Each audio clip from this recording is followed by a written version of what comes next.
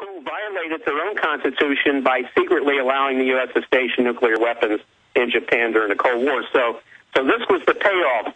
This was the CIA payoff network to these U.S.-sponsored dictators in Asia. We're going to go to break and come back and keep going through your article that really puts all the pieces together, that clearly this guy's an intelligence operative. We'll look at, once he's in college, how he's sent to Pakistan, clearly in all sorts of secret ops.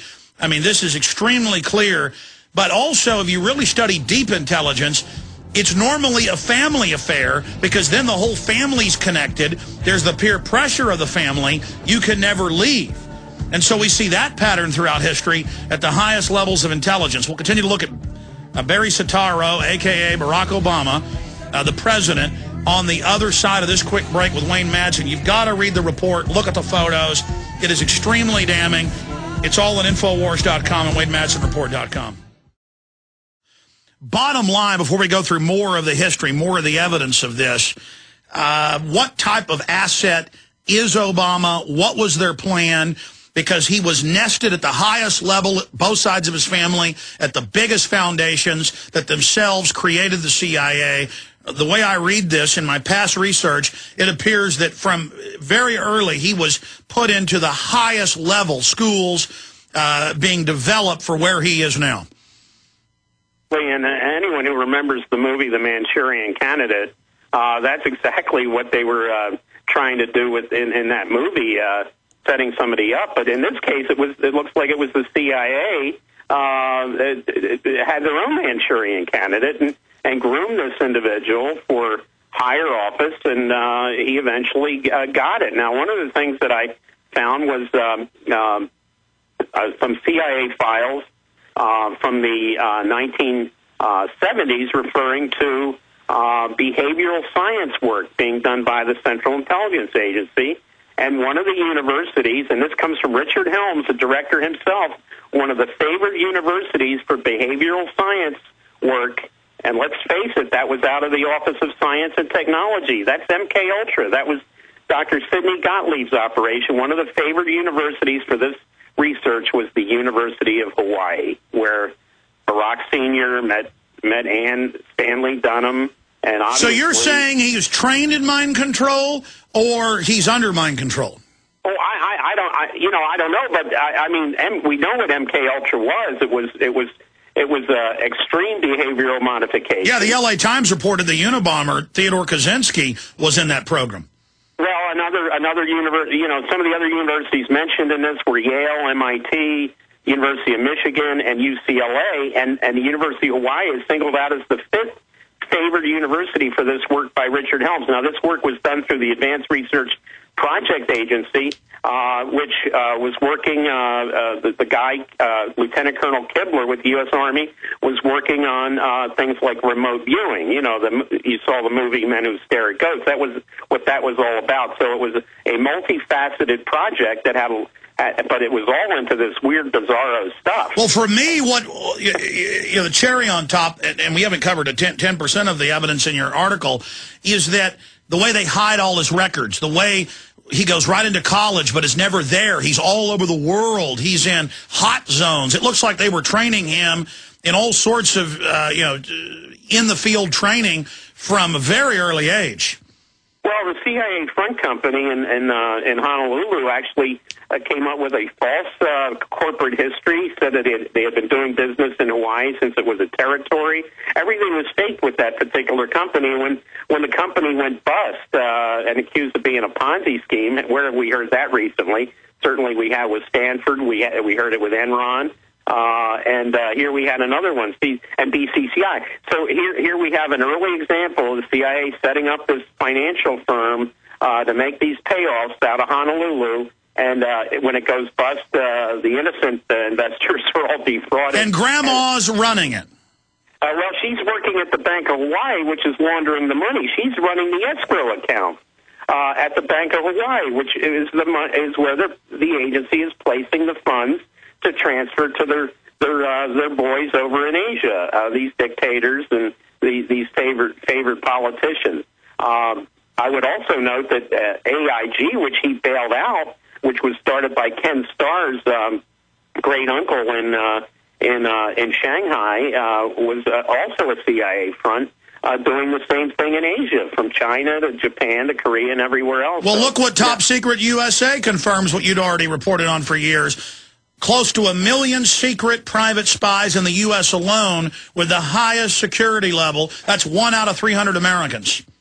Absolutely. So, you know, we look at all this, and it's fascinating. I also found a very rare copy of a book that was written in 1968 and actually favorably reviewed in an article in the Boston Globe in 1971, and it lists 3,000 CIA agents around the world, lists the stations, and some of the most active were Jakarta, and Lahore, Pakistan, and Karachi. And the book lists a bunch of Obama's family's bosses. Bosses, right, including the guy that was running the microfinancing work out of the U.S. Embassy in Jakarta at the time. So we have a lot of connections. I also noted that one person who I know is listed in the book, Peter Ernest, who runs now the International Spy Museum here in Washington. Stay there. I want to go over all of it when we come back and what it means. Okay, Wayne Madsen, in layman's terms, recap this evidence, go over other areas, some of the new things you've discovered. You've been getting into archives. I'll just leave it at that. A lot of things are newly declassified on a routine basis. They do everything they can to cover up his history. Now they shred his mother's passport that would be stamped for where she really was when he was born, and then release his passport, which, you know, he's already had a passport before. Even if he got it through fraud, that's easy to do. This proves nothing, but it's their attempt to say, look, we're not going to give you the original, you know, with his feet stamped on it and the doctor's signature, you know, of his real birth certificate. We're going to give you his passport to supposedly shut up the birthers. And you've got this entire history of being groomed, the entire family on every side, deep inside the big foundations, working for Geithner's dad, the Rockefellers, Annenberg, all of them, you know, all the top globalists. And then you've got even more in this 3-part series.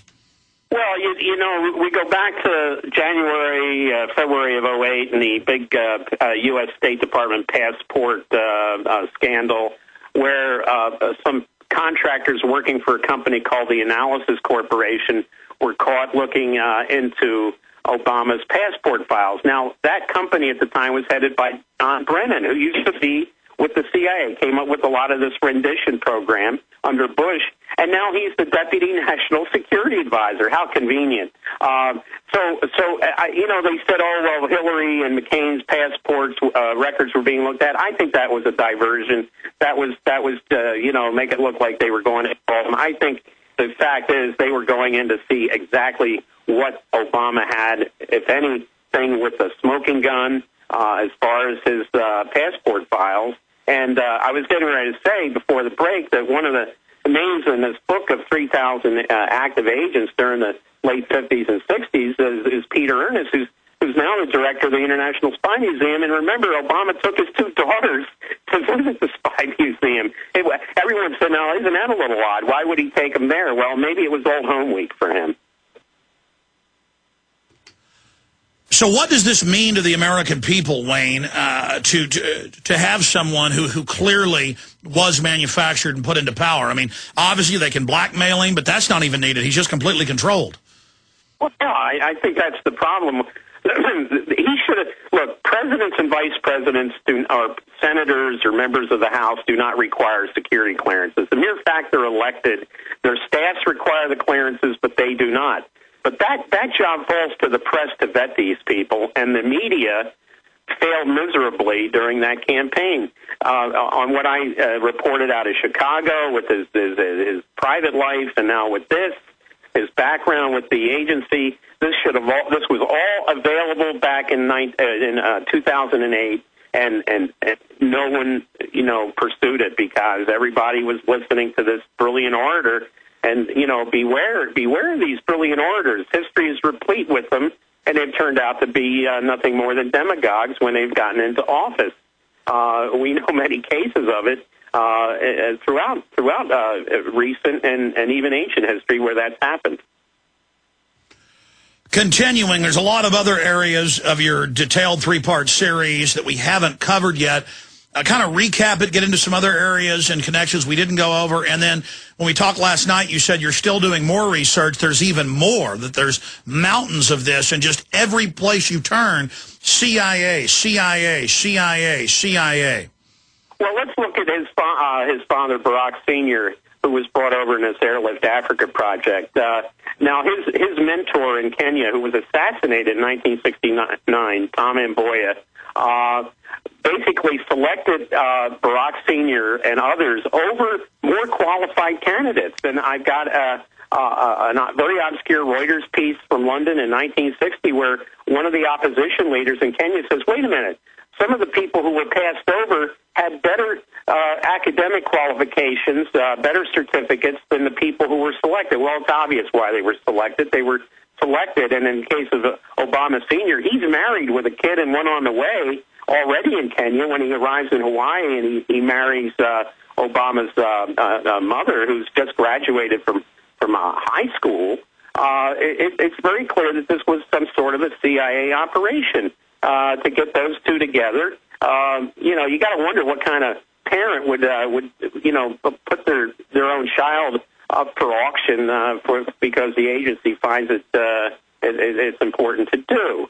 So, but Mboya is interesting because he basically was spying for the CIA at all these Pan-African meetings, and basically he was trying to limit the influence of some of the leftist African leaders who were thought to be in the pocket of the Soviet Union and communist China at the time, and particularly Kwame Nkrumah of Ghana, who was also overthrown in 1966 in a CIA coup, just 1 year after Sukarno was overthrown in Indonesia with the help of Lolo Soetoro, Barack's stepfather, and whatever work his mother was doing for USAID and other entities in Indonesia.